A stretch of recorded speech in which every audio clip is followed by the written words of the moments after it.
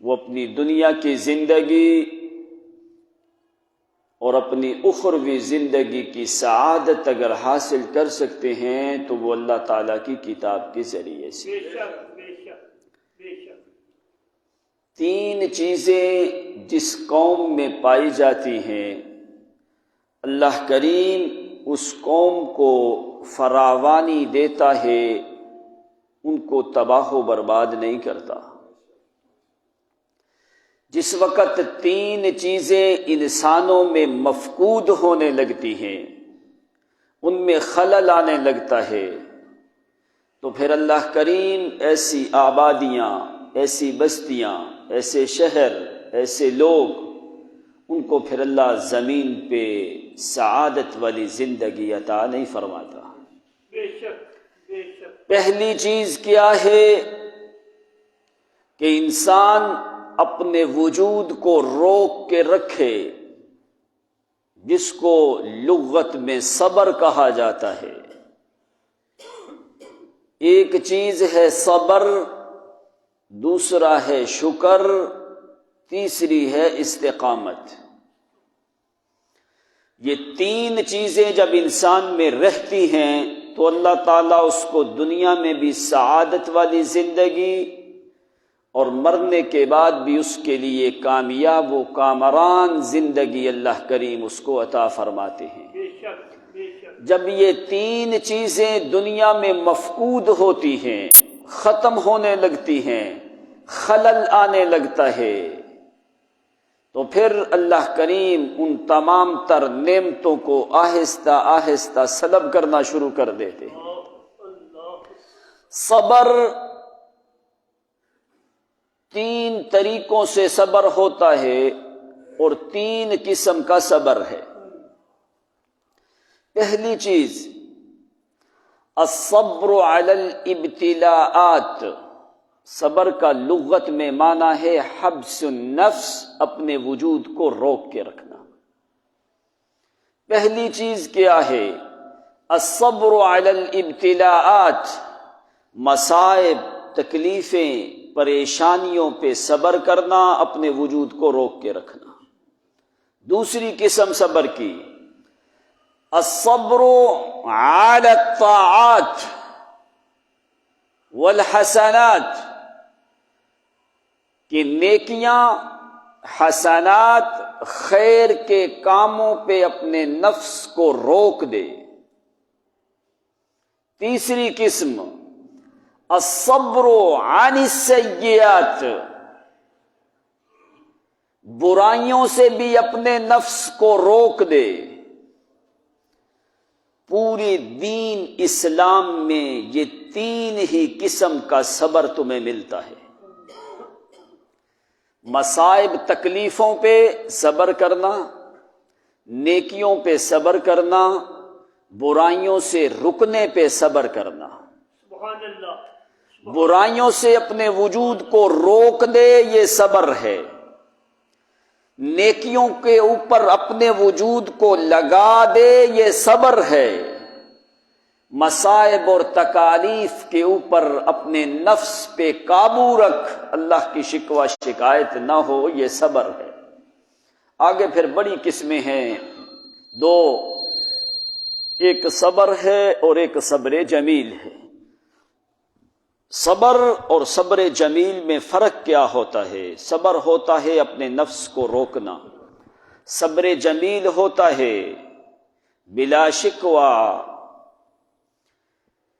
کہ تیرے وجود سے اللہ تعالی کی ذات کے بارے میں کوئی شکوہ شکایت نہ نکلے، اپنے نفس کو روک دینا ایسا کہ کسی بندے، بشر، انسان کے سامنے تو اللہ کے شکوہ شکایت نہ کر، یہ صبر ہے جمیل۔ قرآن نے پیغمبر کو حکم دیا فاصبر صبرا جمیلا، فرمایا میرے پیغمبر صبر بھی کرو، جمیل کرو۔ یوسف علیہ السلام کے باپ کے بارے میں، یعقوب پیغمبر کے بارے میں قرآن نے کہا فصبر جمیل واللہ المستعان علی ما تصفون، کہ میرا صبر جو ہے وہ جمیل ہے۔ کیا مطلب؟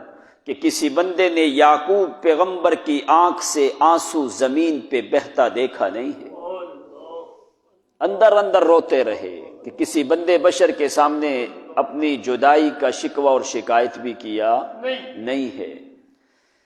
یعنی تین چیزیں جب انسان میں رہتی ہیں، اللہ تعالیٰ اس کی زندگی میں سعادت، رحمات اور برکات رکھتا ہے۔ جب یہ تین چیزیں ختم ہونے لگتی ہیں، پھر وہ سعادتیں، وہ رحمتیں، وہ برکتیں، وہ آسائشیں اللہ تعالیٰ آہستہ آہستہ سلب کر دیتا ہے۔ ان میں سے پہلی چیز صبر ہے۔ دوسری چیز کیا ہے؟ کہ صبر، شکر اور استقامت۔ شکر کرے تو صرف شکور کی ذات کا، سبحان اللہ، سب شکر کرے تو صرف شکور کی ذات کا۔ اور شکور قرآن مقدس میں 4 مقامات پہ ذکر ہے۔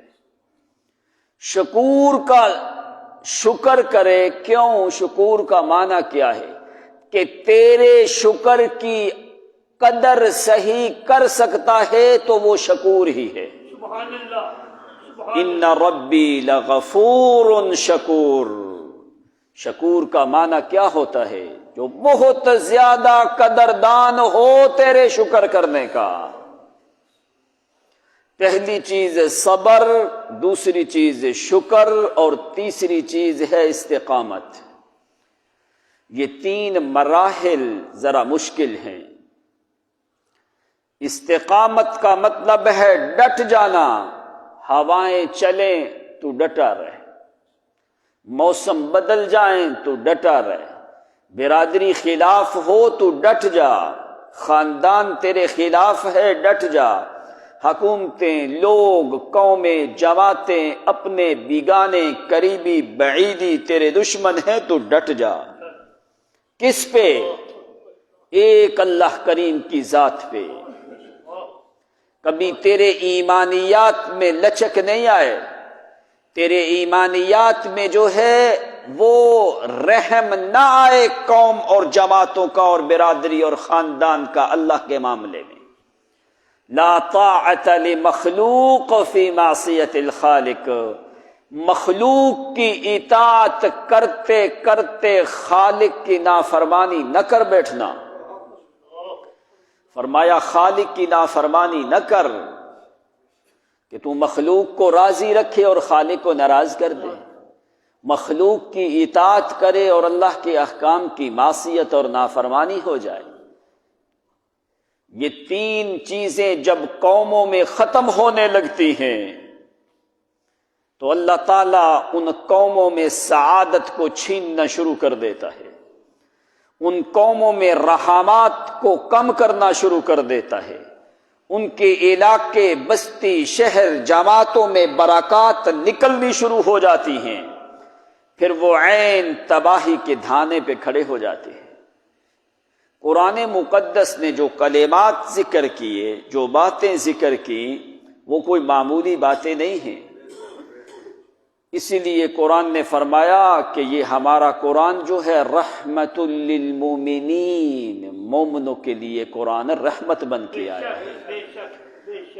کبھی قرآن کو سمجھنے کی کوشش تو کر، قرآن کے کلمات پہ ذرا تدبر اور غور اور فکر تو کر، اللہ کریم نے کیسے تمہیں سمجھایا ہے۔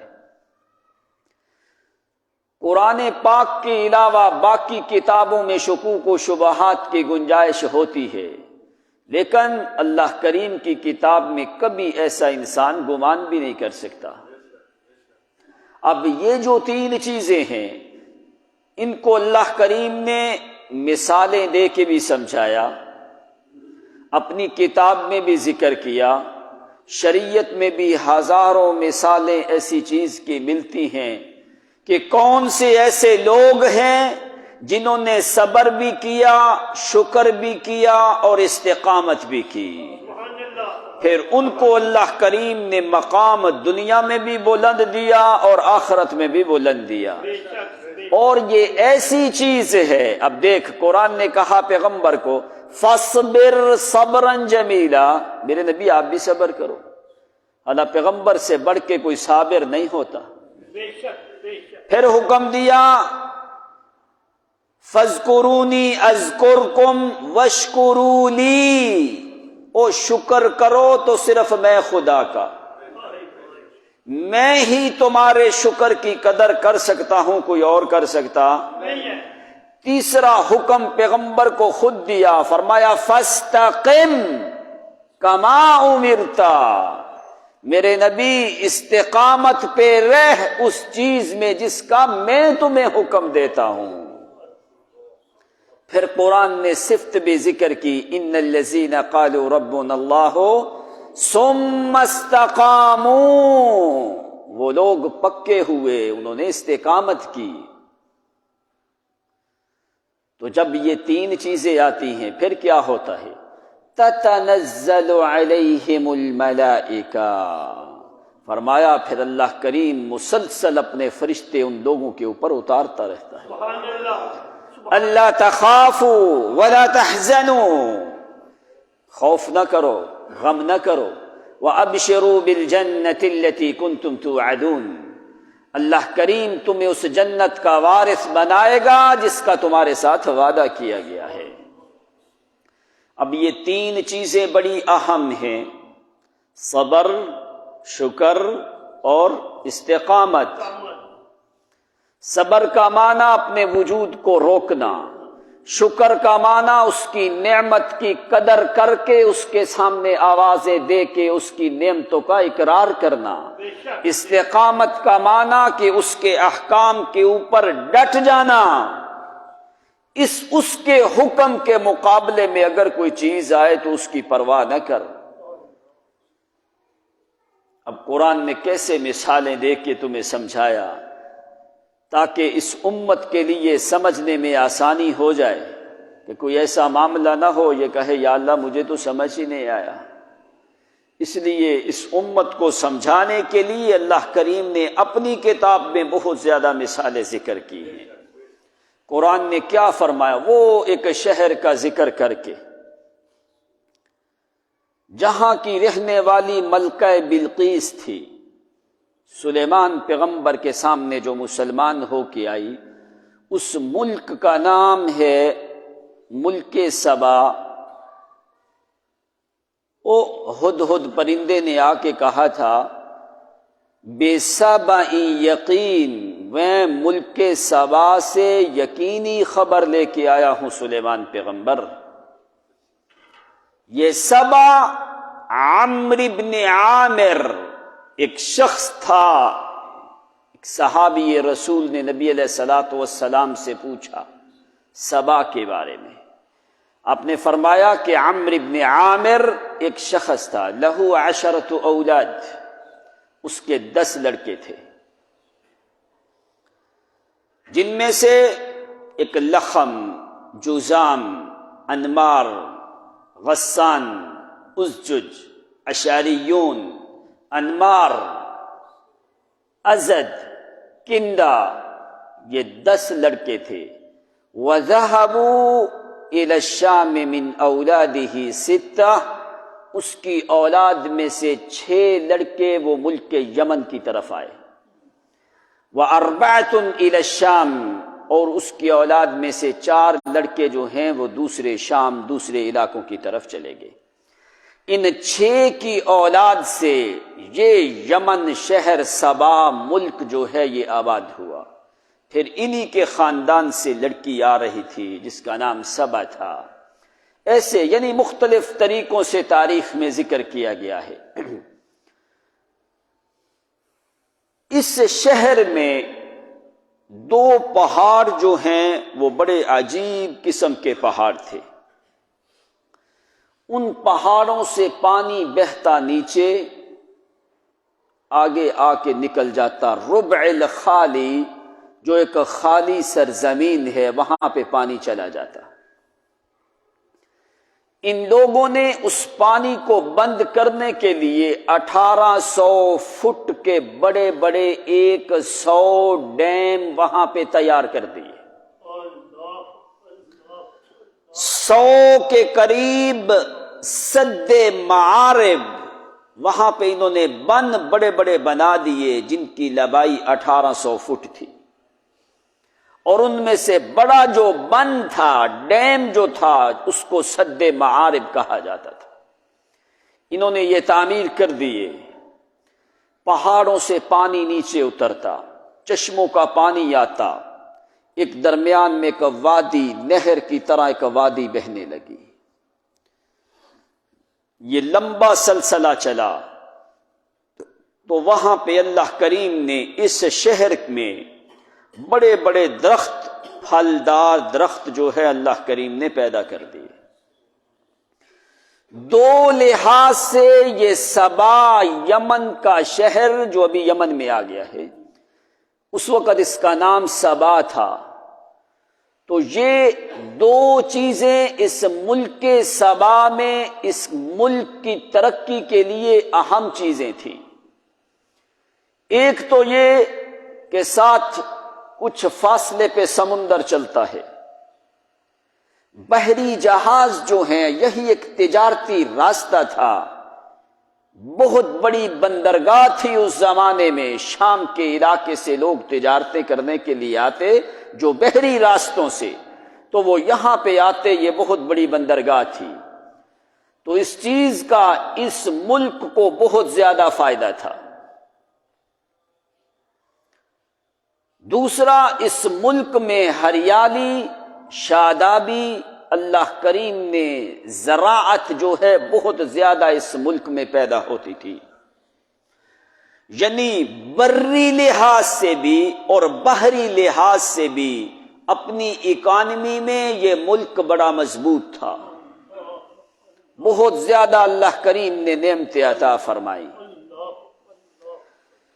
تو جس وقت لمبا زمانہ یہ لوگ اللہ تعالیٰ کی نعمتوں سے فائدہ حاصل کرتے رہے، نہ تو انہوں نے وہ صبر کی ایک قسم پہ عمل کیا جو طاعات کے اوپر، نیکیوں کے اوپر صبر ہے، اس کا بھی خیال کیا، پھر اللہ کی ہزاروں نعمتوں کے بدلے میں شکر بھی کیا نہیں،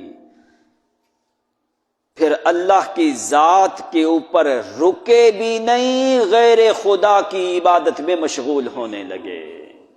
تو پھر قرآن نے کیسے ان کی بات کو ذکر کیا؟ کیوں؟ تین چیزیں جب تک قوموں میں رہتی ہیں، صبر، شکر اور استقامت، اس وقت تک اللہ کریم سعادتیں اور برکات کو سلب نہیں کرتا۔ جب یہ تین چیزیں ختم ہونے لگتی ہیں پھر اللہ تعالیٰ وہ برکات کو ختم کر دیتا ہے۔ قرآن نے کیا فرمایا؟ لَقَدْ كَانَ لِسَبَإٍ فِي مَسْكَنِهِمْ آيَةٌ جَنَّتَانِ لَقَدْ كَانَ لِسَبَإٍ لا مرکد ماضی پہ آئے مانا قسم کا دیتا ہے، فرمایا مجھے اپنے ذات کی قسم ہے کہ ملک کے سبا والے لوگوں کو میں نے بڑا اطمینان، سکون دیا ہے، بڑے باغات دیے ہیں، بڑی نعمتیں دی ہیں، بڑا اطمینان اور سعادت اور رحمات اور برکات کی زندگیاں گزارنے والے، بڑے عیش و عشرت میں آرام سکون سے رہنے والے یہ لوگ تھے۔ کیسے؟ لَقَدْ كَانَ لِسَبَإٍ فِي مَسْكَنِهِمْ آیَةٌ، جو ملک کے سبا والے تھے ان کے مساکن میں، ان کی رہنے کی جگہوں میں بڑی ہماری قدرت کی نشانیاں موجود ہیں۔ وہاں پہ پہلا لفظ قرآن نے بولا لَقَدْ كَانَ لِسَبَإٍ فِي مَسْكَنِهِمْ۔ اگر پورے جمعے میں تمہیں قرآن کا ایک لفظ ہی صحیح سمجھ آ جائے تو مطلب ہے کہ جمعے کا حق ادا ہو جاتا ہے۔ اگر تمہیں لفظ سمجھ کوئی نہ آئے تو مولوی بھی سپیکر پہ شور کرتا رہے، تم سارا نیچے کر کے سو کے ٹائم ہو، نماز پڑھ کے چلے جاؤ، کیا فائدہ تمہارا جمعے پڑھنے کا؟ مسلمانوں کے لیے 8 دن کے بعد اللہ تعالیٰ نے یہ اجتماعیت قائم کی ہے تاکہ کوئی دین اسلام کی بات بھی آدمی کو سیکھنی چاہیے۔ فرمایا 8 دن اپنا کام کرتا رہے، 8 دن کے بعد اگر 1 گھنٹہ 1.5 گھنٹہ بھی تم نہیں نکالو تو پھر تم کیسے لوگ کہہ سکتے ہیں کہ ہمارے پاس دین اور اسلام آ جائے؟ دین اور اسلام کو جب سنو گے نہیں، قرآن کو سنو گے نہیں، سمجھو گے نہیں، تو کیسے تمہارے ایمان کی حفاظت ہوگی؟ خوراک تمہارے جسم کو محفوظ رکھتی ہے تاکہ تمہاری نشو و نما جو ہے وہ برقرار رہے، اسی طرح تمہارے ایمان کی نشو و نما تر و تازہ رکھنے کے لیے اللہ تعالیٰ نے اپنی کتاب بھیجی ہے۔ بے شک بے شک جس طرح جسم کو خوراک کی ضرورت ہے، اسی طرح ایمان کو قرآن کی ضرورت ہے۔ اگر نہیں سنو گے تو کیا تمہیں سمجھ آئے گی ایمان کے بارے میں؟ تو جب جمعے پہ آؤ، پہلی چیز تو یہ ہے کہ آدمی کو ٹائم پہ آنا چاہیے، پھر آؤ تو اپنے حواس خمسہ کو حاضر کر کے رکھو تاکہ تمہیں کوئی دین کی بات سمجھ تو آئے۔ اگر ایک لفظ بھی قرآن کا سمجھ آ گیا تو تیری سارے دن کی عبادت سے افضل ہے جو تو نے قرآن کا ایک لفظ سمجھ لیا ہے۔ کیوں؟ یہ اللہ کی کتاب ہے۔ لَقَدْ كَانَ لِسَبَإٍ فِي مَسْكَنِهِمْ آیَةٌ، او ملک سبا کے مکانوں میں، ملک سبا والے جو لوگ تھے ان کے مکانوں میں، ان کے مساکن میں، ان کے علاقے میں، آیتن ہماری قدرت کی بڑی عجیب نشانیاں تھیں۔ سبحان اللہ۔ اب پہلے لفظ سمجھ، مسکنہم، لقد کان لسبعٍ فی مساکنہم، فی مسکنہم معنی کیا ہے؟ ان کے سکن میں، ان کے رہنے کی جگہوں میں۔ اب سکن کیا ہوتا ہے؟ او منزل، مکان، بیت، سکن، دار، جس کو آپ ہاؤس، گھروں کے باہر لکھتے ہو، دار الفلان، دار الفلان، منزل فلان، سکن فلان۔ سکن کیا ہوتا ہے؟ رہنے والی جگہ نہیں، رہتا تو آدمی مسجد کے حجرے میں بھی رہ سکتا ہے۔ اب اس میں فرق کیا ہے؟ اس میں بہت زیادہ فرق ہیں، بس میرا موضوع نہیں، میں 2 باتیں آپ کو بتا دوں کہ جو قرآن نے ابھی اس مقام پہ ذکر کیے۔ اللہ نے فرمایا لَقَدْ كَانَ لِسَبَعٍ فِي مَسْكَنِهِمْ، سکن ایسی جگہ جس میں انسان کو سکون حاصل ہو تو سکن ہوتا ہے۔ بات ذرا غور سے سمجھنا، اکثر گھروں کے باہر لکھا ہوتا ہے نا، وہ ایک بھی لفظ صحیح نہیں لکھتے جو اس لفظ کے مطابق ہے، منزل فلان، دار فلان، یہ اس میں کیا ہوتا ہے چیز؟ اب سکن کیا ہوتا ہے؟ لِيَسْكُنَ فِي وَيَطْمَئِنُّ قَلْبُهُ، سکن اس جگہ کو کہا جاتا ہے جہاں پہ انسان داخل ہو، اس کو سکون ملے، اس کا دل مطمئن ہو، وَيَرْتَاحُ، اور وہ خوشی اور راحت محسوس کرے۔ منزل کیا ہوتی ہے؟ منزل ہمیشہ رہنے کی جگہ نہیں ہوتی۔ منزل پتہ کس کو کہتے ہیں عربی میں؟ منزل کا مطلب ہے نزل ینزل سے منزل ہے، جس میں اترا جائے، کبھی آدمی آئے کبھی واپس چلا جائے۔ اور جیسے تمہارے ڈیرے ہیں، اور ڈیرے نہیں بناتے، حویلی، ڈیرا، مستقل جہاں پہ اقامت نہ ہو اس کو منزل کہا جاتا ہے۔ آدمی آئے، ہفتے کے بعد چکر لگا کے واپس چلا جائے، 2 گھنٹے 1 دن رکے پھر واپس چلا جائے، مستقل جہاں پہ اقامت نہ ہو اس کو منزل کہا جاتا ہے۔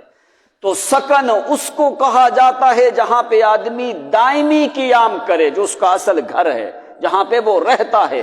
پھر سکن وہ گھر ہے جس گھر میں آدمی کو سکون بھی ہو، راحت بھی ہو، دل مطمئن ہو، چاہے چھت ہو نہ ہو، دل اس کا مطمئن ہو، اس کو کیا کہا جاتا ہے؟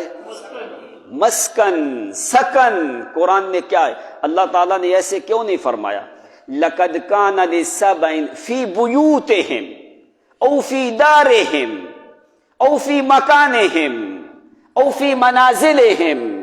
قرآن نے یہاں پہ سکن کا لفظ، مسکن کا لفظ بولا کہ وہ بڑے سکون، اطمینان، راحت، آسائش کی زندگی گزار رہے تھے۔ اگر نہیں سمجھ آیا تو قرآن کی ایک دو آیت پڑھ کے سمجھا دوں، جس میں دل مطمئن ہو وہ سکن، چاہے اس کا چھت ہو۔ جنہ ابراہیم پیغمبر نے کیا لفظ بولے، سبحان اللہ او حضرت ہاجر اور حضرت اسماعیل کو چھوڑ کے آئے جب، تو کیا ابراہیم پیغمبر نے وہاں پہ لفظ بولے، ربنا انی اسکنتو، سبحان اللہ ربنا سبحان اللہ انی اسکنت من ذریتی بواد غیر ذی زرع عند بیتک المحرم، اللہ میں نے سکن دیا ہے اپنی بیٹے کو اور اپنی بیوی کو، کدھر؟ چھت وہاں پہ، دیواریں وہاں پہ، ستون وہاں پہ، نہیں ہے آبادی وہاں پہ، نہیں ہے بواد غیر ذی زرع،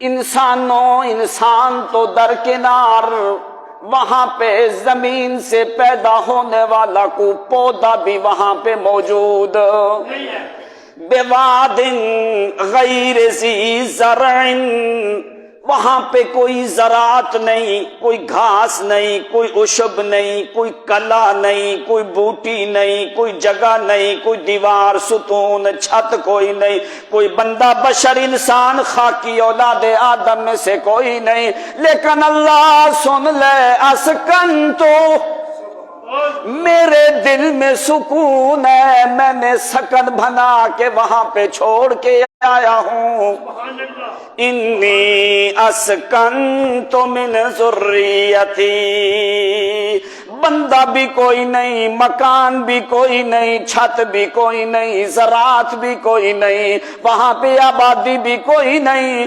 لیکن اسکنت میں وہاں پہ سکن میں چھوڑ کے آیا ہوں۔ کس کا سکن؟ اللہ، کسی غیر کا سکن کوئی نہیں۔ رب انی اسکنت، اے اللہ میں تیرے سکن کے حوالے کر کے آیا ہوں۔ کیوں؟ فرمایا اگر کوئی چیز نہیں، ضروریات زندگی وہاں پہ کوئی نہیں، لیکن اسکن تو میرا دل پھر بھی سکون میں ہے، کیوں؟ میرا بھروسہ تیری ذات پہ۔ سبحان اللہ تو سکن وہ ہوتا ہے جہاں پہ بندے کو امن بھی ملے، سکون بھی ملے، راحت بھی ملے، اطمینان بھی ملے، اس کو سکون اور مسکن سکن کہا جاتا ہے۔ تو اللہ کریم نے ملک سبا کے مکانوں کے بارے میں فرمایا، لَقَدْ كَانَ لِسَبَإٍ فِي مَسْكَنِهِمْ آیۃ جنتان عن یمین و شمال، اور ملک سبا میں جو انہوں نے مساکن بنائے تھے، جو سکن بنائے تھے، بڑے سکون میں، اطمینان میں، بڑی راحت میں، بڑی سعادت کی زندگی گزار رہے تھے۔ اللہ آیۃ، وہاں پہ کیا نشانیاں ہیں؟ لوگ تو مکان بناتے ہیں، لوگ تو مساکن تعمیر کرتے ہیں، لوگوں کے محلات ہوتے ہیں۔ اللہ فرمایا فی مسکنہم آیات، وہاں پہ میری قدرت کی بڑی عجیب نشانیاں تھیں۔ سبحان اللہ کیا نشانیاں تھیں؟ سبحان اللہ آیتن ہے تو مفرد، لیکن تطلق علی الجمع، جمع کے اوپر بھی اطلاق ہوتا ہے۔ آیتن کا معنی کیا ہوتا ہے؟ میری قدرت کی عجیب نشانیاں تھیں۔ او مریم صدیقہ کے بارے میں کیا آتا ہے؟ وَجَعَلْنَا ابْنَ مَرْيَمَ وَأُمَّهُ آیَةً، او میں نے مریم صدیقہ اور اس کے بیٹے میں ہماری قدرت کی بڑی نشانیاں تھیں۔ لفظ مفرد ہے، معنی اس میں جمع کا ہے۔ آیتن کا معنی ہوتا ہے کہ بڑی عجیب چیز، نادر چیز، جس میں اللہ کریم کی قدرت کاملہ کے عجائبات ظاہر ہوتے ہیں، اس کو کیا کہا جاتا ہے؟ آیت، آیت کہا جاتا ہے۔ تو قرآن کی آیات کو آیات کیوں کہا جاتا ہے؟ سبحان اللہ کیوں کہا جاتا ہے؟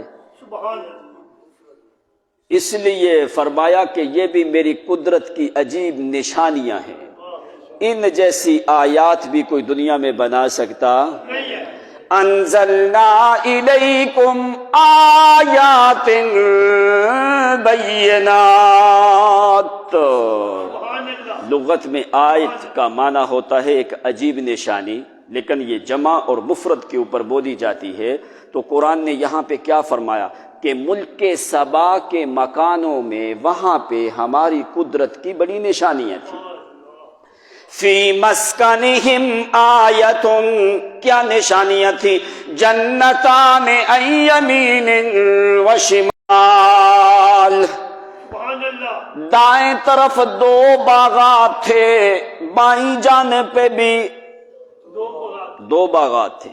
جنتان عن یمین و شمال، جنہ اس باغ کو کہا جاتا ہے جس کے باہر اتنی باڑوں، اتنے درختوں کہ اندر سے آدمی کو پتہ نہ چلے باہر کھڑے ہونے والے کو کہ اندر کتنے درخت ہیں، کون سے پھل و فروٹ کے درخت ہیں، پتہ نہ چلے۔ اس کی باڑ اور پودے اور درختوں نے اندر کا پورا احاطہ گھیر کے رکھا ہو۔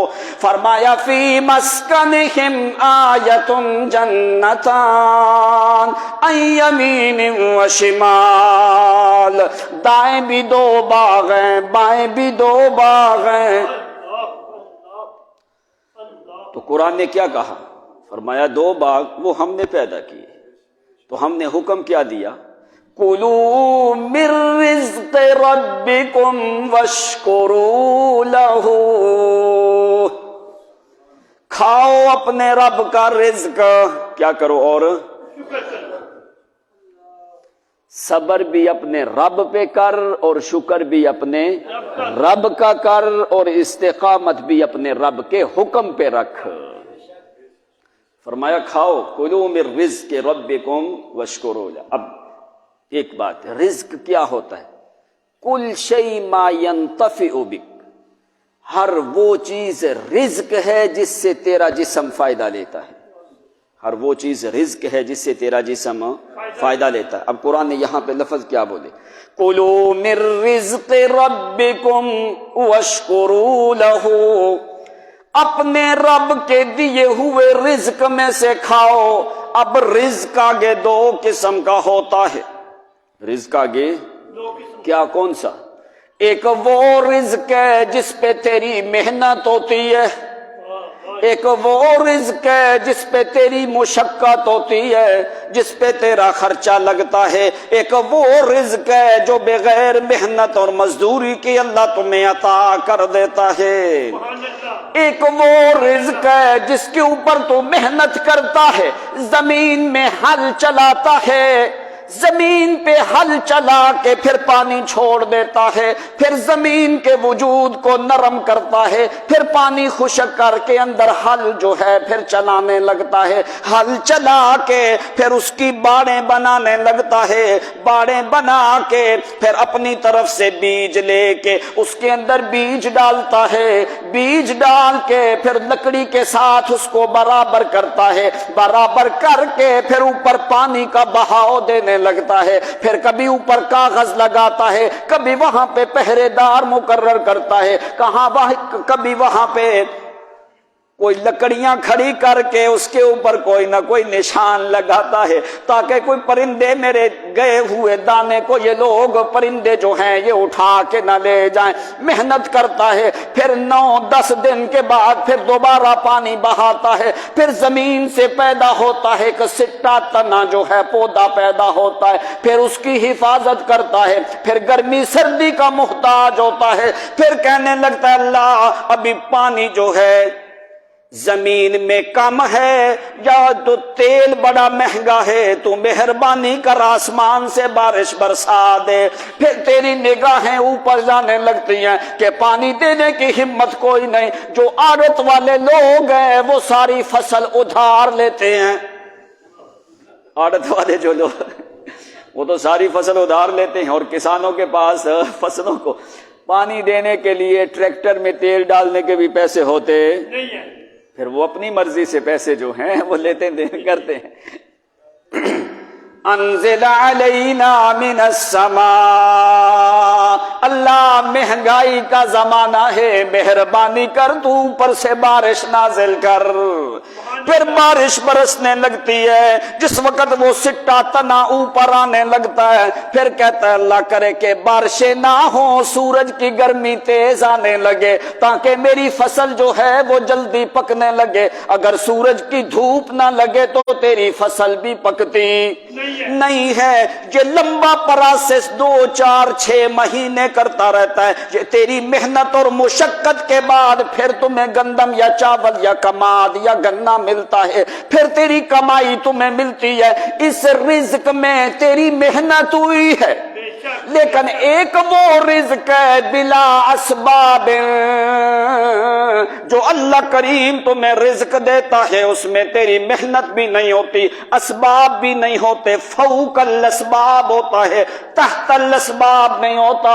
اللہ فرماتے ملک کے سبا والوں کو جو میں نے رزق دیا تھا ان کی محنت کوئی نہیں تھی، ان کی مزدوری کوئی نہیں تھی، انہوں نے زمین کو ہموار نہیں کیا تھا، انہوں نے ہل پھالے نہیں چلائے تھے، انہوں نے پانی نہیں دیا تھا، انہوں نے کوئی محنت مزدوری کوئی نہیں کی تھی، بلا اسباب فوق الاسباب میں نے ان کو رزق دیا، کلو من رزق اللہ۔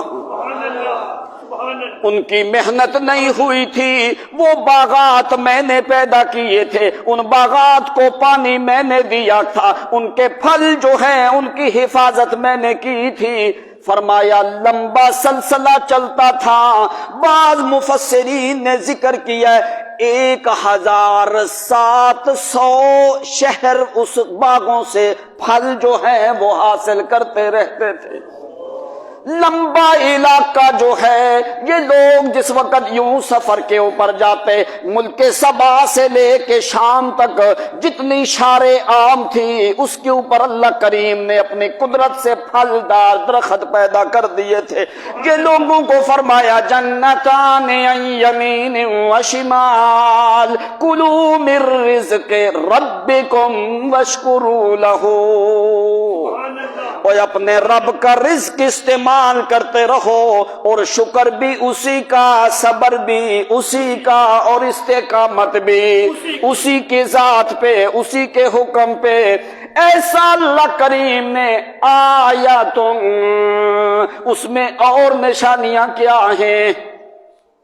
امام متولی نے ذکر کیا کہ ایسا شہر تھا، ان باغات کے اندر، اس شہر کے اندر 2 چیزیں بڑی اہم تھی، بڑی قدرت کے کاملہ کی نشانیاں ذکر کی ہیں۔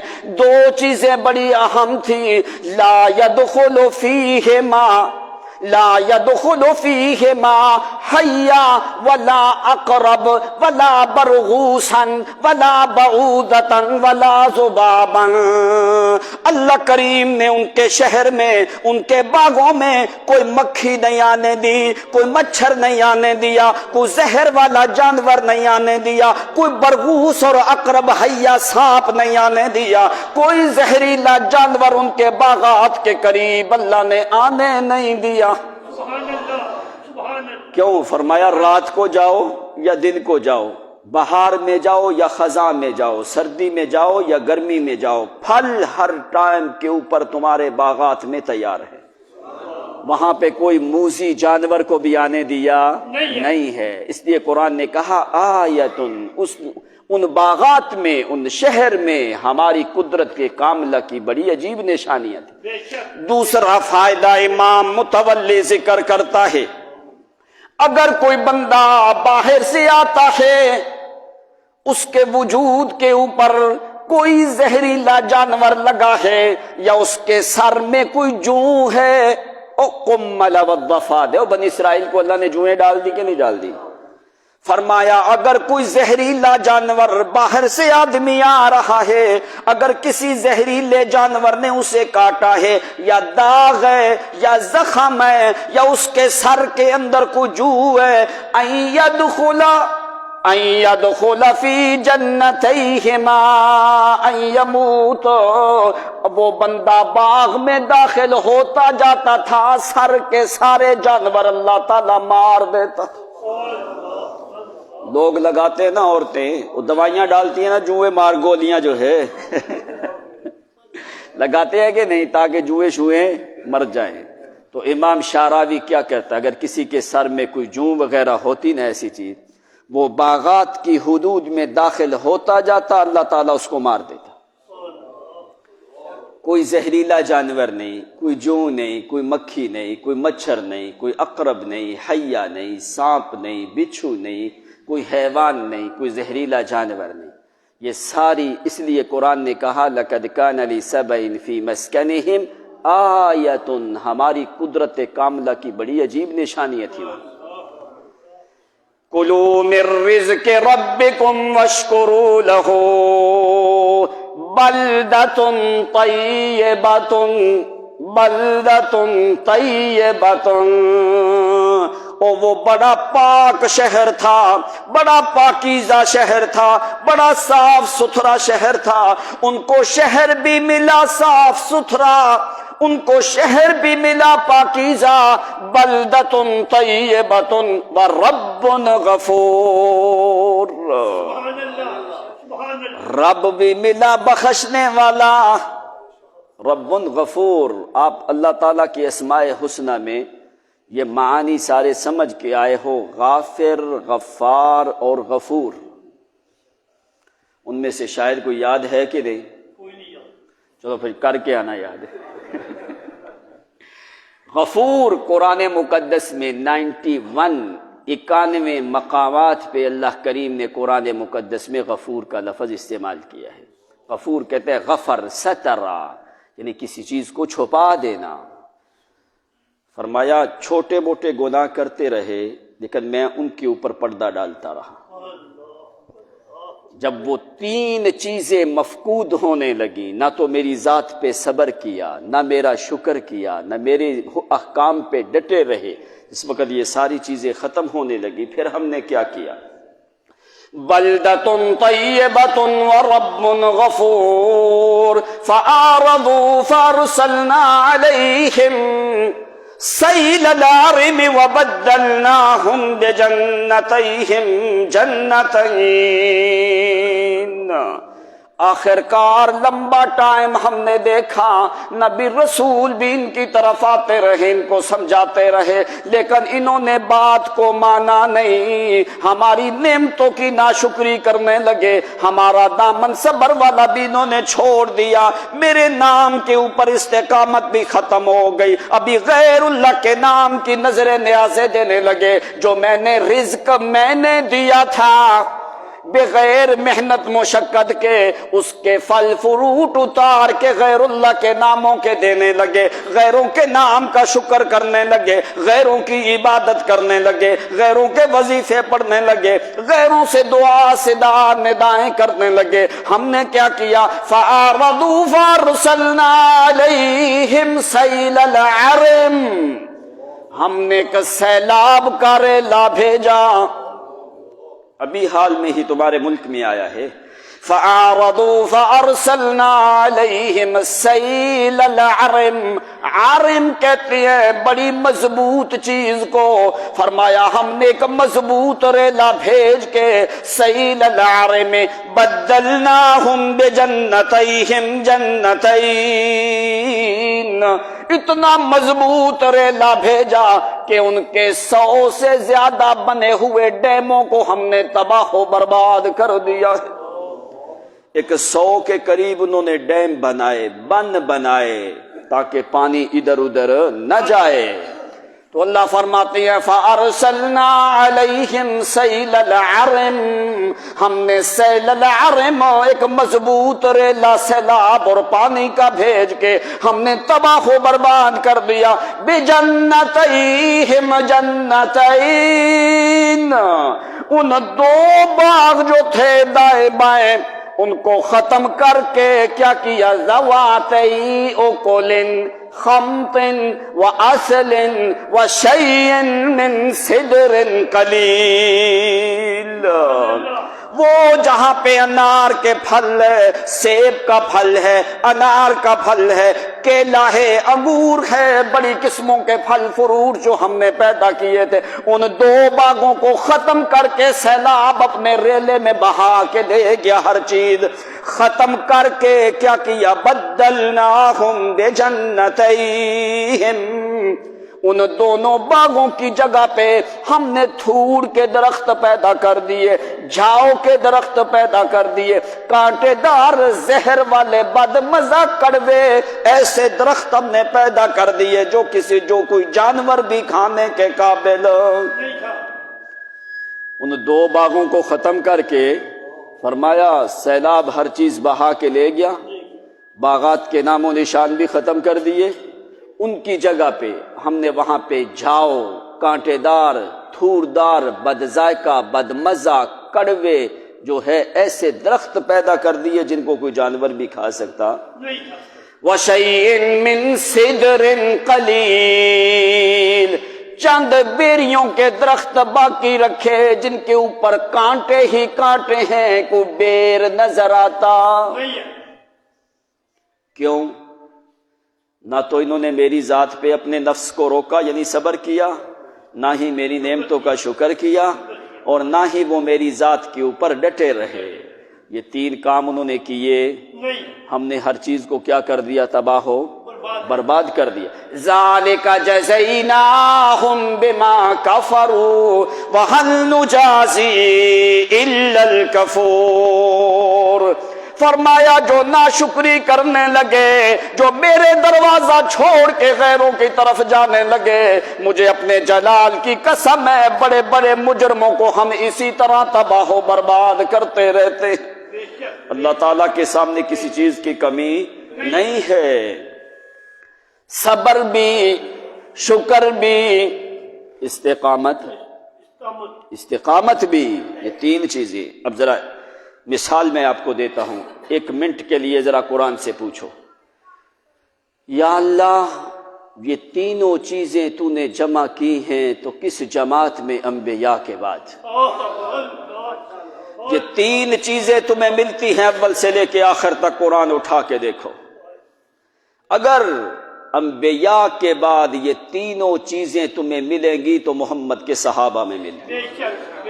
قرآن نے کیا کہا؟ بس ایک میں آپ کو آیت سنا دوں، ان الذین قالوا ربنا اللہ، جس وقت انہوں نے اپنے رب کو بارے میں پہچانا اور کہا کہ ہمارا رب اللہ ہے، پھر کیا کیا؟ فرمایا پھر اس کے اوپر صبر کر کے اپنے نفس کو روکا، پھر میرے حکم کے اوپر صبر کیا، پھر جو ہے جتنے میں نے احکام دیے ہیں ان کو اپنے وجود پہ نافذ کیا، پھر شکر گزاری بھی میری کی۔ اس کے بعد کیا کیا؟ ان الذین قالوا ربنا اللہ ثم استقاموا، استقامت بھی آئی اس قوم اور جماعت میں۔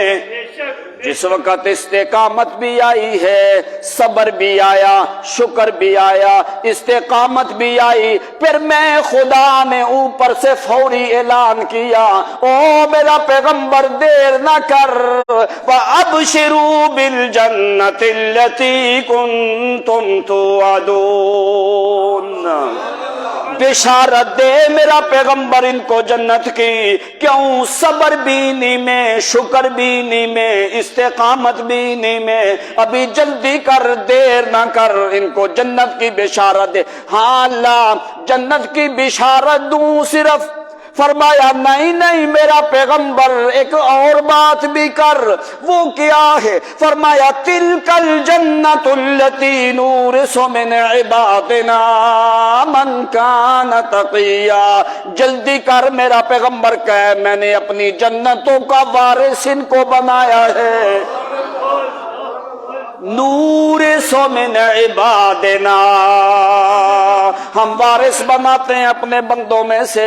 کیوں یہ تین چیزیں اکٹھی جمع ہوئی ہیں، یہ ہمیشہ چلتی رہی ہیں، تو میرا پیغمبر تیرے صحابہ کرام میں اس لیے جنت کی بشارت بھی دے، ابھی سعادت دنیا میں بھی اور آخرت میں بھی اعلان کر کے لا خوف علیہم ولا ہم یحزنون، ان کو کہ تمہارے اوپر نہ کوئی خوف ہے نہ غم ہے۔ خوف غم بھی آ سکتا نہیں ہے۔ اسحاق ابن احمد القطان البغدادی وہ کہتا ہے میرا ہمسایہ، صحابہ کی تو مثال ہی کوئی نہیں نا، ایسے لوگ نسمیہ طبیب القرى، کہتا میرا ہمسایہ بہت بڑا ڈاکٹر اور طبیب ہے، بڑا ماہر طبیب ہے، وہو یتفقد احوال الصالحین، اور لوگوں کے جو نیک اللہ کے بندے ہوتے تھے ان کے ساتھ ملاقات کا اس کو بڑا شوق تھا۔ وہ کہتا ہے ایک دن میں چلا گیا امام احمد ابن حنبل کے پاس رحمت اللہ تعالی علیہ، فدخلت علی احمد ابن حنبل، امام احمد ابن حنبل کے پاس میں داخل ہوا، فرأیتہ مغموما ومکروبا، میں نے دیکھا کہ امام بڑا غم زدہ ہے، بڑی تکلیف اور شدت کی حالت ہے۔ میں نے جا کے سلام کر کے پوچھا ما لک یا ابا عبداللہ، او ابو عبداللہ، امام احمد ابن حنبل کی جو ہے وہ کنیت ہے، کیا حالت اور کیفیت ہے؟ کہنے لگے خیر، اللہ کی مہربانی خیر ہے۔ تو میں نے پوچھا ومل خیر، کیسے خیر ہے؟ تیرے چہرے کے اوپر بڑے غم کے اثرات ہیں، بڑی تکلیف اور دقت پریشانی اور کرب کا عالم ہے، کیسی یہ خیر ہے؟ تو امام کہنے لگا امتحنتو بہذہ الامتحان حتی ضربت ثم عالجونی فبریت الا بقی قطعۃ علی ظہری واللہ علی اشد علی من الضرب۔ امام احمد کہنے لگا اللہ کریم نے میرا امتحان لیا ہے کہ مجھے مار مار کے میری چمڑی جو ہے میری کمر سے اتار دی جاتی تھی، میری کمر کے اوپر سے لوتھڑے گوشت کے اٹھا کے پیچھے پھینک دیتے، مجھے جو ہے پھر مار مار کے بے ہوش ہو جاتے، میری کمر کو انہوں نے بالکل ختم کر دیا ہے۔ ثم عالجونی، پھر انہوں نے میرا علاج بھی کیا ہے، پھر میرا علاج ہوتا رہا، جس وقت میرا علاج ہوتا رہا ثم فبریت، میرے زخم تو بھر گئے، میرے زخم ٹھیک ہو گئے، لیکن کمر کے اوپر جو ہے بڑے بڑے سوراخ ہے جہاں سے امام احمد کا گوشت اتارا گیا ہے۔ کہتے ہیں لیکن الا بقی علی ظہری قطعۃ، اللہ کی قسم میری کمر میں ایک ایسی جگہ ہے جہاں پہ مجھے اتنی شدت کی درد ہوتی ہے، اشد علی من الضرب، جو انہوں نے مارا ہے میری کمر کی چمڑی کو ادھیر کے یوں پیچھے رکھتے جیسے کتاب کا ورق کھولا جاتا ہے، لیکن اللہ کی قسم ابھی میرا علاج ہوا ہے، ابھی میں اٹھنے کے قابل ہوا ہوں، لیکن یہ جو میری کمر میں درد ہوتی ہے یہ اس ظالموں کے کوڑے سے بھی زیادہ سخت ہے، یہ درد جو ہے اس نے میری کمر ٹیڑھی کر دی ہے، مجھے مجبور کر دیا ہے، چلنے پھرنے کے قابل نہیں چھوڑا، میں کھڑا نہیں ہو سکتا، یہ جو درد ہے یہ تو ان کی مار سے بھی زیادہ سخت ہے۔ کہنے لگے اس کا مجھے پتہ نہیں چلا، انہوں نے بڑا مارا، میری کمر کی چمڑی ادھیر دی، علاج ہوتا رہا، پھر میں ابھی ٹھیک ہوں، لیکن میری کمر میں ایک جگہ ہے وہاں پہ ایسی شدید درد ہوتی ہے کہ جو مجھ سے برداشت نہیں ہوتی، اور مجھے اس کا پتہ بھی نہیں چل رہا کہ کیا مسئلہ ہے، کیا وجہ ہے۔ تو وہ طبیب کہنے لگا اکشف لی ظہری، اپنی کمر سے کپڑا ہٹا ذرا میں دیکھوں تو صحیح وہاں پہ کیا مسئلہ ہے۔ امام احمد نے کپڑا ہٹایا ہے، وہ دیکھ کے فکشف لی، کہنے لگا میں نے دیکھا ہے، وما وجدت شیئا الا الضرب، لیکن کمر کے اوپر بڑے سوراخ ہیں لیکن بھرے ہوئے ہیں، زخموں کے نشانات ہیں، سوراخ ہیں لیکن بھرے ہوئے ہیں، زخم ٹھیک ہو گئے۔ کہنے لگے ما وجدت شیئا علی ظہرک یا ابا عبداللہ، او ابو عبداللہ مجھے تو کوئی چیز نظر نہیں آئی سوائے زخموں کے نشانات کے کہ تیری کمر کے اوپر چٹاک نیلے رنگ کے جو پڑے ہیں وہ تو زخموں کے پڑے ہیں، زخم بھی ملے ہوئے ہیں، کوئی ایسی چیز نظر نہیں آتی۔ دانی ساستخبر لک یا ابا عبداللہ، اے ابو عبداللہ ٹھیک ہے لیکن مجھے میری سمجھ میں نہیں آیا، لیکن میں اس کے بارے میں خبر تمہیں ضرور لا کے دوں گا کہ کیا مسئلہ ہے۔ زخم تیری کمر کے ٹھیک ہو گئے ہیں لیکن ابھی تک تیری کمر میں اتنی شدت کے درد ہے امام کہ تو اٹھنے کے قابل بھی کوئی نہیں۔ وہ کہتا ہے فذهبت الى المحبس، میں چلا گیا جو بڑی جیل خانہ، جس جیل خانے میں امام احمد کو قید کر کے مارا جاتا تھا، کہتا ہے میں وہاں پہ جیل خانے میں چلا گیا، جو ہوا صاحب المحبس بفضل معرفت، میری اور جو اس جیل کا بڑا سپریڈنٹ ہے، جو جیل کا بڑا انچارج ہے، میری اس کے ساتھ اچھی خاصی معرفت تھی، میں نے اس کو سلام کیا، اس نے عزت افزائی میری کی، میں نے کہا اگر مجھے اجازت دے تو میں جیل کے اندر جو داروغے لوگ ہیں مارنے والے، میں ذرا ان سے ملاقات کرنا چاہتا ہوں۔ وہ کہتا ہے انہوں نے مجھے چھوڑ دیا، کہنے لگا ٹھیک ہے، وما ید الرحمات، کہنے لگے میرے پاس کچھ سکے تھے چاندی کے، درہم نہیں ہوتے، درہمات کہتا ہے چاندی کے کچھ درہموں کے کچھ سکے تھے، پیسے جیسے ہیں۔ تو میں اندر چلا گیا، جو مارنے والے جلاد ہیں جیل خانے میں جس وقت وہاں پہ پہنچا میں نے ان کو جمع کیا، لوگ میرے پاس جمع ہو گئے، کہتے ففرقتها علیہم درہمات، وہ جو چاندی کے سکے میرے پاس تھے میں نے ان جلادوں کے اندر میں نے وہ سکے تقسیم کرنے شروع کر دیے، میں نے ان کو سکے دیے، وہ درہم دیے میں نے انہوں کو، حتی انسو بھی، میں کچھ دیر بیٹھا رہا، وہ میرے ساتھ باتیں کرنے لگے، یہاں تک کہ میرے ساتھ وہ مانوس ہونے لگے، میں ان کے ساتھ مانوس ہونے لگا۔ میں نے ان سے پوچھا من منکم اشد الضرب، کون بندہ ہے او جلاد جیل والو، کون بندہ ہے تم میں سے جو سب سے زیادہ سخت مارنے والا ہے؟ میں نے پوچھا کہ کون ہے زیادہ سخت مارنے والا تم میں سے، بڑے بڑے کوڑے ہیں۔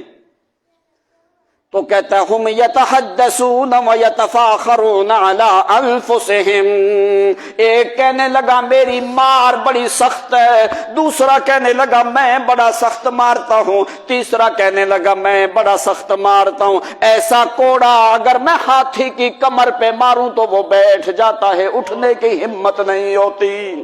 فخر کرنے لگے آپس میں کہ میں سخت مارتا ہوں، وہ کہتا میری بڑی سخت ہے۔ پھر ایک بندہ جو بڑا جوان آدمی ہے وہ کہنے لگا کہ میری مار جو ہے بڑی سخت ہے، دوسرے لوگ بھی گواہی دینے لگے، کہنے لگے یہ جو بندہ ہے اس کی مار بڑی سخت۔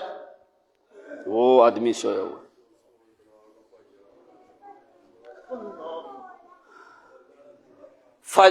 کہتا ہے وہ میرے قریب آیا، میں نے پوچھا ہاں، وہ کہنے لگا اشدہم ضربا واعظمہم صبرا، کہنے لگا میرے دل میں کبھی رحم نہیں آیا، مار میری بڑی سخت ہے، میرے دل میں کبھی رحم نہیں آیا جس ملزم کو مارا جاتا ہے۔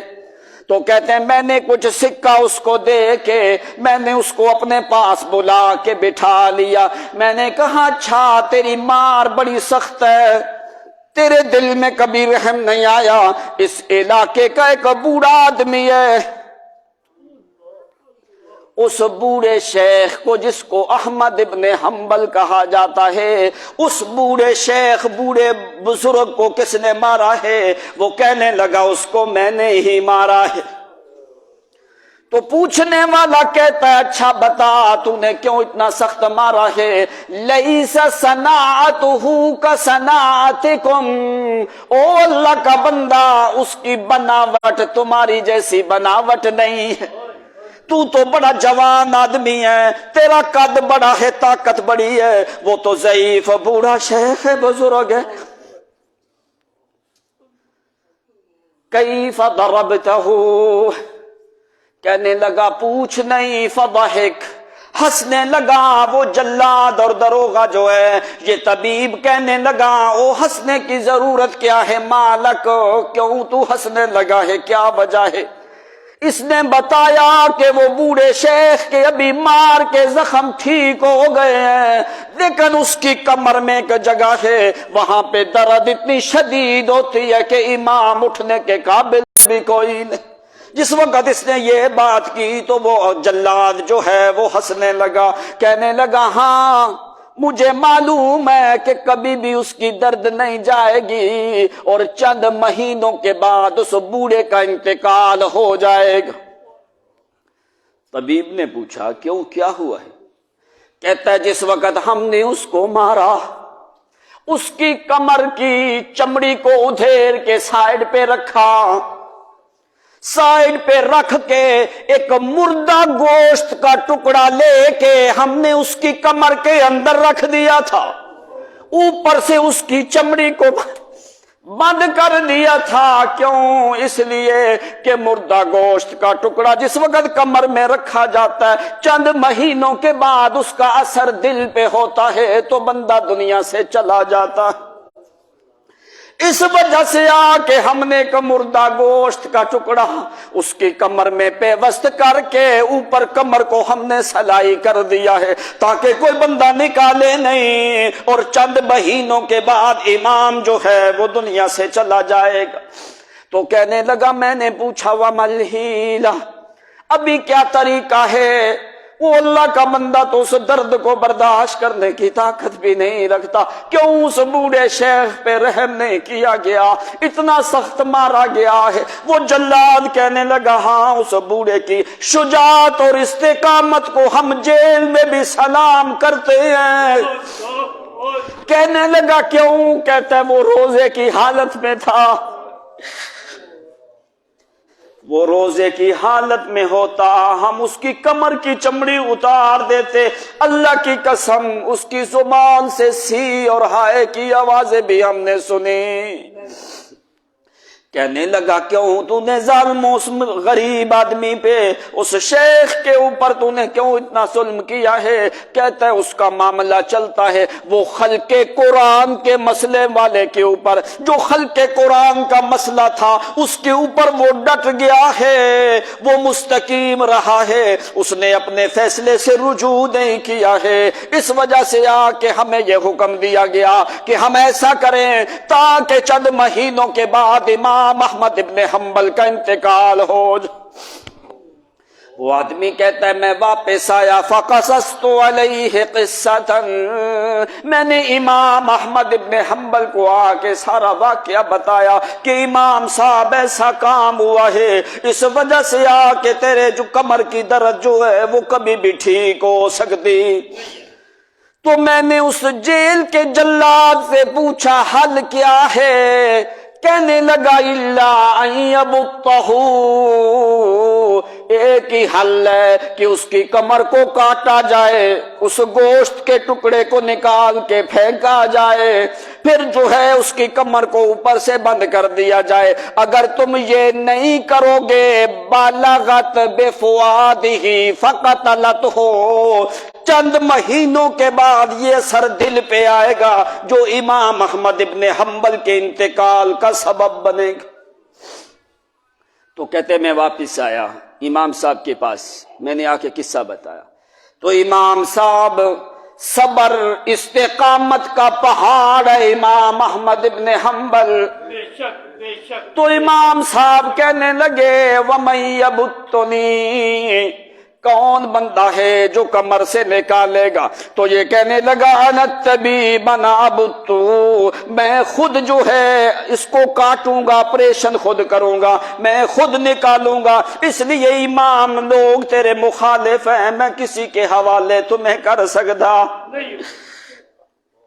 کہتا ہے فَذَهَبَ فَدَخَلَ فِي بَيْتِهِ، امام احمد ابن حنبل اٹھ کے گھر جاتے ہیں، گھر سے لا کے 2 تکیے لے کے فَجَاءَ بِالْمُخَدَّتَانِ، 2 تکیے لے کے آ کے رکھے ہیں، ایک تکیہ مجھے دیا ہے، ایک تکیہ میرے اپنے پاس رکھا ہے۔ کہنے لگے ٹھیک ہے، ابھی میری کمر کو کاٹ کے وہ لوتھڑا مردے گوشت کا جو انہوں نے بند کر کے رکھا ہے وہ نکال۔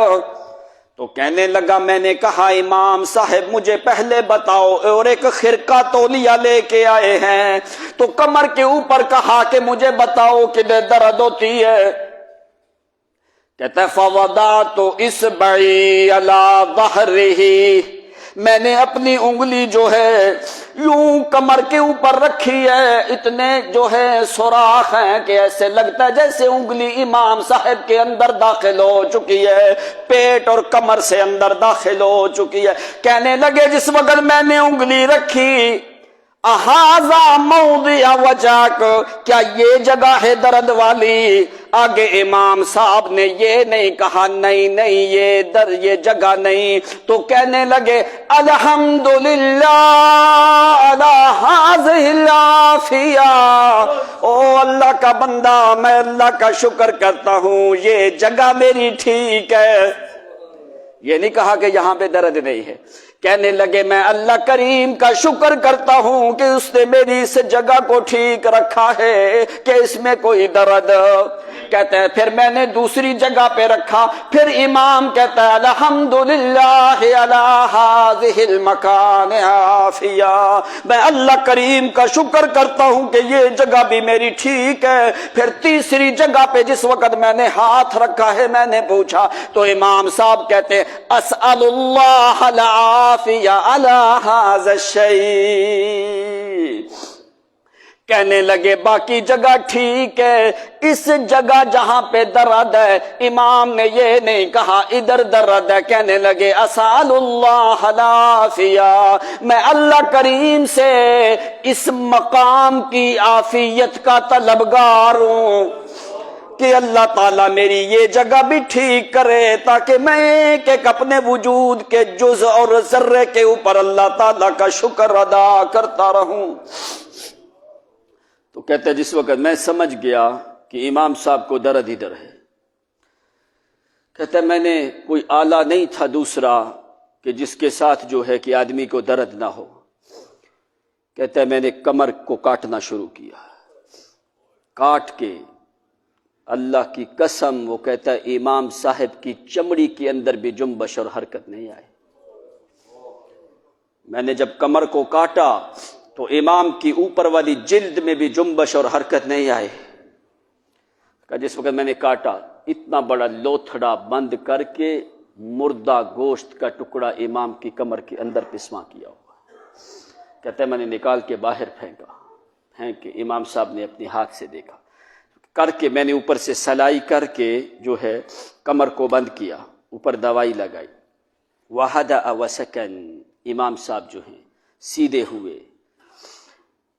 جس وقت سیدھے ہو کے تو کیا کہنے لگے اللہم اغفر للمعتصم، اے اللہ معتصم بادشاہ کو معاف کر۔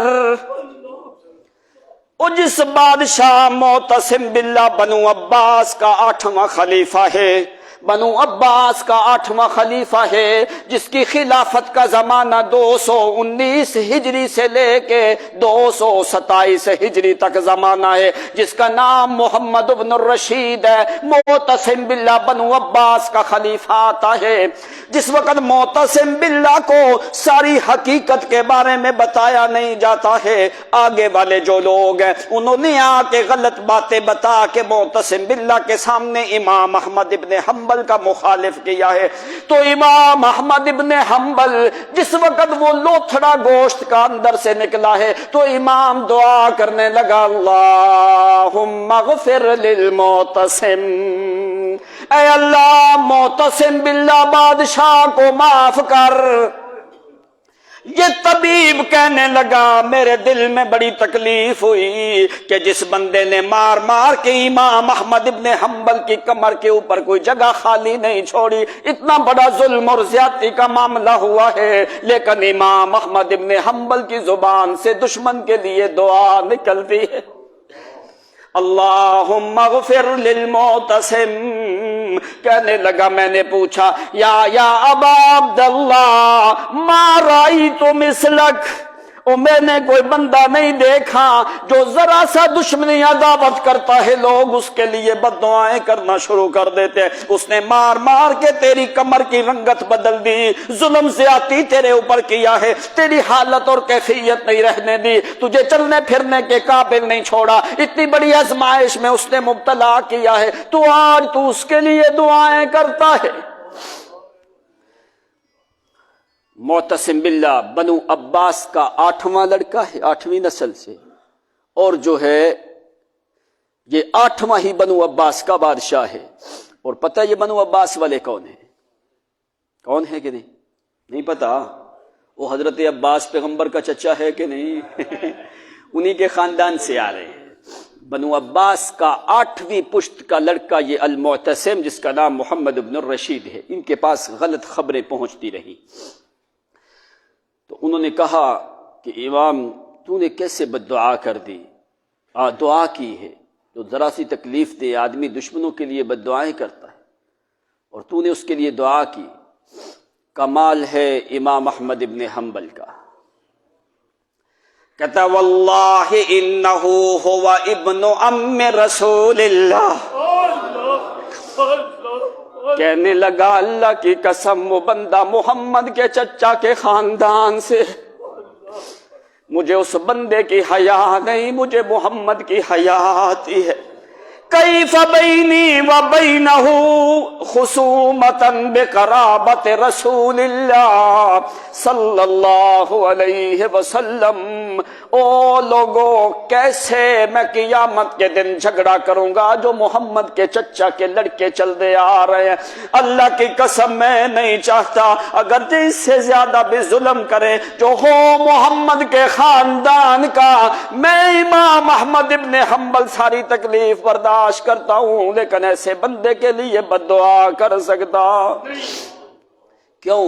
اس لیے فرمایا وہ بنو عباس وہ محمد کے چچے کا 8واں لڑکا آ رہا ہے، تو میں نہیں چاہتا، میرے دل میں بندوں کا حیا نہیں ہوتا، میری نگاہ محمد کی قرابت پہ ہے کہ کہیں اللہ کریم یہ نہ کہے او امام احمد ابن حنبل اگر اس نے تکلیف دی تو تیرا صبر کدھر تھا، اور تیری استقامت کدھر تھی؟ او امام احمد ابن حنبل تمہیں اتنا بھی نہیں خیال آیا کہ تمہیں تکلیف پہنچی تو تو نے محمد کے چچیال والے خاندان کے اوپر محمد کے اقربا کے بارے میں تو نے بد دعا کرنے شروع کر دی۔ امام احمد کہتا ہے لا بینی و بینہ خصومتا بقرابت رسول اللہ صلی اللہ علیہ وسلم، او لوگوں سن لو اللہ کی قسم جو دور سے بھی محمد کا قریبی ہو، میں امام احمد ابن حنبل کو ذبح بھی کر دے میں پھر بھی اس کے لیے بد دعا کرنے کے لیے تیار نہیں۔ یہ ہے استقامت۔ صحابہ تو اعلیٰ چیز ہے، یہ تو اماموں کے اندر، یہ تو ان لوگوں کی استقامت ہے۔ 3 چیزیں، صبر، شکر اور استقامت، جب یہ قوموں میں ختم ہونے لگتی ہیں تو اللہ تعالیٰ پھر برکات کو سلب کر دیا جاتا ہے۔ فرمایا یہ باغات ہم نے بڑے دیے ان لوگوں کو، انہوں نے کیا کیا؟ فأعرضوا فأرسلنا عليهم سيل العرم وبدلناهم بجنتيهم جنتين ذواتي أكل خمط وعسل وشيء من سدر قليل ذلك جزيناهم بما كفروا وهل نجازي إلا الكفور. ہم نے وہ ساری نعمتیں سلب کر لی, ہم نے صفائے ہستی سے ختم کر دیا. جس وقت پانی وہاں سے نکلتا بھی کوئی نہیں, یہ لوگ وہاں سے ہجرت کرنے کے اوپر مجبور ہو گئے. کوئی ازد حجاز کی طرف آنے لگے, کوئی کندا والے لوگ دوسری طرف جانے لگے, کوئی شام کی طرف جانے لگے. ہم نے کیا فرمایا؟ فَآرَضُوا. قرآن کہتا ہے اس وقت تک ہم نے ان کے اوپر مہربانیاں کرتے رہے جب یہ میری ذات پہ ڈٹے بھی نہیں, میری نعمتوں کا شکر بھی کیا نہیں, میرے ایک دروازے کے اوپر رکے بھی. وآخر دعوانا